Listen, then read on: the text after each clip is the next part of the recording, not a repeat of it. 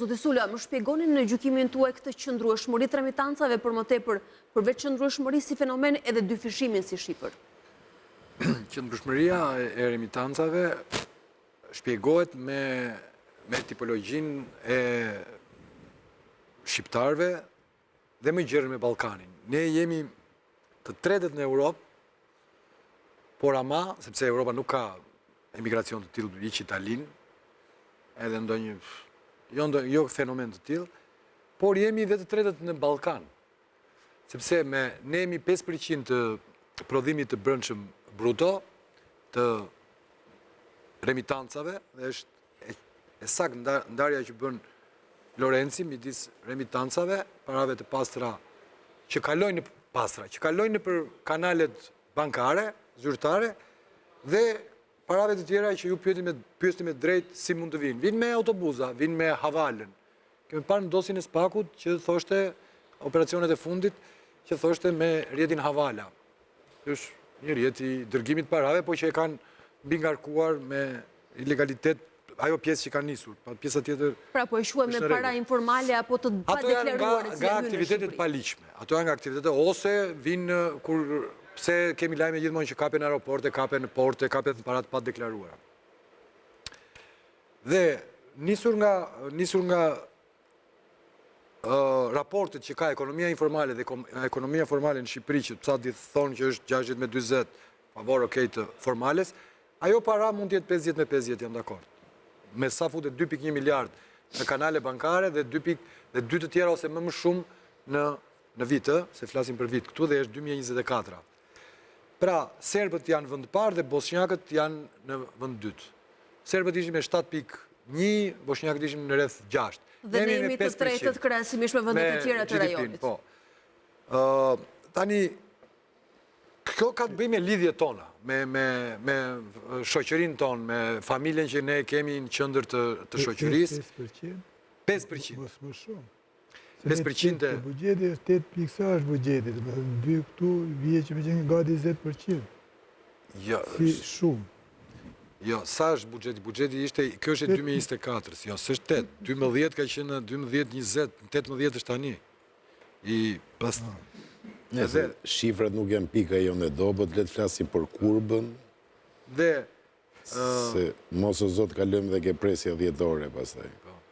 Dhe varet dhe rrjedhin nga lidhjet tona të gjakut dhe farefisnore. Po themi familja ende në qendër. Ende në qendër, por kryesorja është edhe nga niveli jetesës. Jo më kot Ballkani, Bosnja, kupton, Serbia që janë vende aty. Çmimet e shtrenjta, shtrenjtimi i jetës, mos ngritja e pensioneve bëjnë që pjesa më e marginalizuar të ketë nevojë për ndihmë. Sepse tani shtrohet edhe një pyetje duke u munduar të bëj avokatën e djallit, a mos ndoshta emigracioni shqiptar, diaspora jonë jashtë që është konsiderueshëm në shifra, po e themi OECD-n po citojmë në këtë rast si referencë që llogarit se 40% e popullsisë tonë jeton jashtë territore dhe kufive, ka mirëqenie më të lartë ndër vite, apo nevojat së brendshme në territor janë rritur? Të dyja janë për mua, të dyja janë, edhe emigrantët shqiptar jashtë janë konsoliduar në punësimin e tyre, në jetën e tyre profesionale, janë shtuar si familje, në kuptimin edhe... Po themi kanë rritur standardin, është rritur niveli mirëqenies? Kanë marrë kualifikime më të mëdha në punët e tyre që bëjnë. Po hynë në brezin e tretë. Hynë në brezin e tretë, pra janë 2 breza në punë, një brez e gjysmë, 2 breza në punë, them janë... Po e konsiderojnë në diasporat e integruara, atje ku ata jetojnë dhe kontribuojnë. Patjetër, Itali, Greqi, Amerikë, okej, nuk ka në një domen thëni, po ajsa ka është në Boston dhe qendrat e shqiptarve është ku janë shqiptarët është e integruar. Po ka problematika të... Problemi është që unë mendoj se është më shumë varfëria këtu. Varfëria e shqiptarëve këtu. është sërish magneti që tërheq. Shiko, t'ju them diçka. Sidomos këto 5-6 vjetët e fundit, sistemi bankar shqiptar, sidomos në bankat të cilat janë të lidhura me shoqëri multinacionale, pra që janë brandin internacionale, janë njësër bankash të tilla në Shqipëri, kanë një sistem të shumë fisht filtrash për parat që hynë në Shqipëri dhe dalin nga Shqipëria. Nuk flas këtu për bankat lokale. Që do të thotë, kërkohen pafundësisht të dhëna, nuk është si më përpara.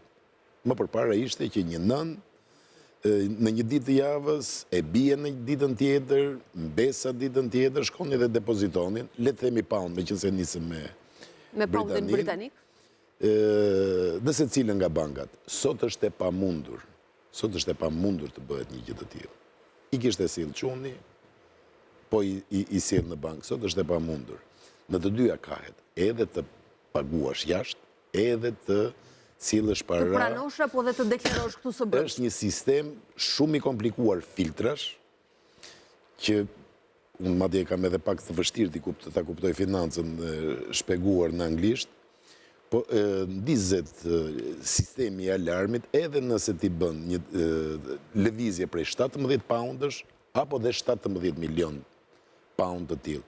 Nuk ka shumë rëndësi shifra. Ashtu si që ka dhe kontrole random, që i thonë të rastësishme. Që është një pjesë tjetër, po sigurisht për çdo transfer të është i rëndësishëm deklarimi, gjeneza, parave dhe burimi. Një shembull, sepse mbas shpinës suaj, mbas shpinës prezit konkretisht, shikoj një hartë. Ju a jap një shembull, thash edhe një herë, unë e kam të vështirë ta kuptoj financën dhe në Shqip, imagjinoni në anglisht. Një kompani suedeze e cila ka një filial në Shqipëri. Suedeze po them sepse ëndra jonë, nga dielli ne shikojmë ëndra me suedi zakonisht, kërkon të bëj një pagesë nëpërmjet operatorit të saj këtu, bashkëpunëtorit të saj këtu, filialit të saj këtu, që do të paguaj dikë në Dubai, fjala vjen. Për një shërbim të caktuar, banka kërkon jo vetëm kartën e identitetit si dikur, jo vetëm skedinën penale të përfituesit, por dhe kontratën e përfituesit fundor, kontratën e punës, po kërkon edhe pagesën e taksave të tij, edhe llojin e shërbimit që ka kryer. Pra, nëse do të ishte një gjë fake kjo gjë, banka në Shqipëri nuk do të lejonte ta bënte këtë pagesë, sepse i janë nënshtruar regjimit të rregullave dhe normave nga Banka Qendrore Evropiane. Botën e shpjegojnë zakonisht bankierët. Dhe kështu që besoni që edhe këto fenomene i shpjegojnë më mirë dhe më saktë shifrat. Pavarësisht se kur i dëgjon duken të mërzitshëm, atëherë kupton shumë çka që të duket, qoftë edhe si tallava politike, qoftë edhe si hallakatje intelektuale. Nëse dëgjon një bankier me vëmendje, do më thoni që në thelb mbetet çështja e shifrës. Sidomos, po vazhdoj sërish humorin, nëse dëgjon një bankier britanik fjelevi. Humorin e pas keni vetëm në Britaninë e Madhe sonte. Sepse britanikët janë, duket sikur është kombi që ka shpikur humorin, dhe në këtë rast nuk e di sepse më duket Shqipëria, atë dhe u ynë, si subjekt humori. Subjekt humori britanikëve, aq më tepër nëse bëhet fjalë për shifrat, duket si humori rrezikshëm ose humori i zi në qoftë se ta shpik. Sepse në anekdota asnjëherë nuk thuhen gjërat në mënyrë të drejtë për drejtë. Bukuria është tek nënkuptimi, sidomos ke anekdotat që të bëjnë për të qartë.